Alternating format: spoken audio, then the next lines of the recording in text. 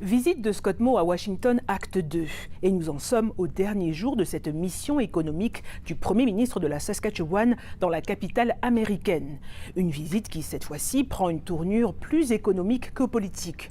En quoi cette deuxième visite est-elle différente de la première qui a eu lieu au début du mois et surtout, était-elle nécessaire ? C'est au tour des électeurs de la Saskatchewan de se rendre aux urnes aujourd'hui. En fait, là-bas, le vote se déroule sur plusieurs jours. On va aller voir comment ça se passe avec Rita Saint-Michel qui est à Saskatoon. Rita, comment se déroule le vote jusqu'à maintenant?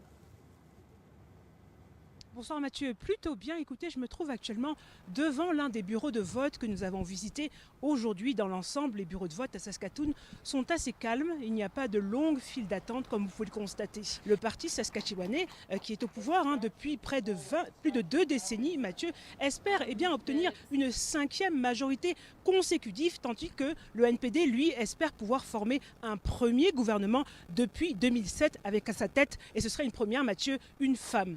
Des Saskatchewanaises affirment avoir découvert un salon de discussion en ligne dans lequel sont publiées des milliers de vidéos et de photos à caractère sexuel. Certaines affirment même y avoir découvert leurs propres photos intimes publiées sans leur consentement, parfois après avoir été retouchées. Le prix de ces saucisses pourrait augmenter de 4 à 6% l'année prochaine, selon le rapport sur les prix alimentaires 2025 publié ce matin. Le prix de nombreux autres aliments que nous consommons au quotidien pourrait également augmenter en raison de multiples facteurs. Les élections américaines ou encore les conflits de travail, comme ceux ayant eu lieu au Canada dans les secteurs ferroviaires et portuaires cette année, figurent également parmi les facteurs contributifs de cette hausse de prix, selon le rapport.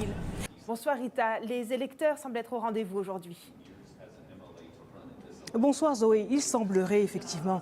Nous avons visité plusieurs bureaux de vote aujourd'hui à Saskatoon, le Market Mall à l'est de la ville ou encore celui installé ici à l'hôtel de ville où je me trouve. Nous avons constaté des files d'attente parfois longues. Les électeurs à qui nous avons parlé étaient unanimes sur l'importance pour eux de voter lors de ce scrutin à la fois municipal et scolaire. La Saskatchewan se sent parfois marginalisée. Certains Saskatchewanais estiment que leurs intérêts, Zoé, sont mal représentés à Ottawa. Le rapport a souligné de nombreuses zones d'amélioration, notamment en ce qui concerne l'attribution de chambres d'hôtel aux clients des services sociaux, qui sont en réalité, Zoé, des personnes en manque de logement. Scott Moe a qualifié cette rencontre d'aujourd'hui de très positive.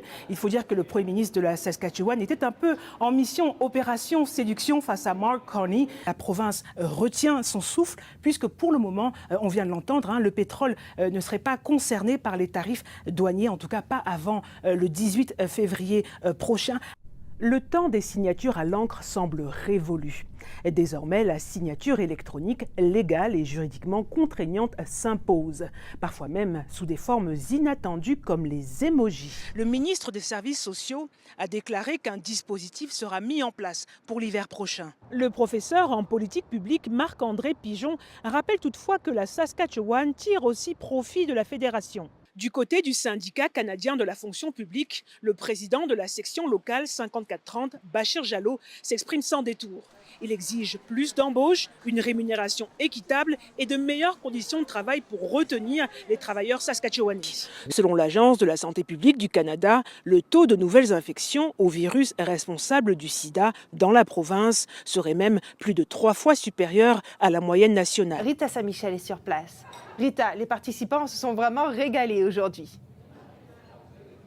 C'est le cas de le dire, Zoé. Cette première journée a été rythmée par des ateliers culturels ludiques. Le but, c'était de s'amuser tout en découvrant la culture de l'autre. On souligne la 26e journée de l'alphabétisation familiale. L'objectif, c'est d'encourager les parents à lire et à écrire avec leurs enfants.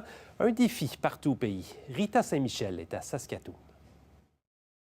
La journée de l'alphabétisation familiale est une journée très importante au pays. Pourquoi ? Parce qu'elle permet de sensibiliser les Canadiens, y compris les Saskatchewanais, sur l'importance de renforcer leurs compétences en matière de lecture et d'écriture. Trouver une place en garderie pour son enfant en Saskatchewan peut être compliqué, notamment en raison du nombre d'espaces et de places limitées. Les enfants qui ont des besoins particuliers ont encore plus de mal à accéder aux garderies. Et si on comprend bien, Rita, David Buckingham a donc reconnu les faits allégués par Randy Weeks. Alors, il a reconnu avoir utilisé l'injure raciste à plusieurs reprises. Par contre, il a dit qu'en fait, il ne faisait que rapporter des propos qu'il aurait lui-même entendus. Rita Saint-Michel, merci beaucoup de nous avoir parlé. Merci à vous.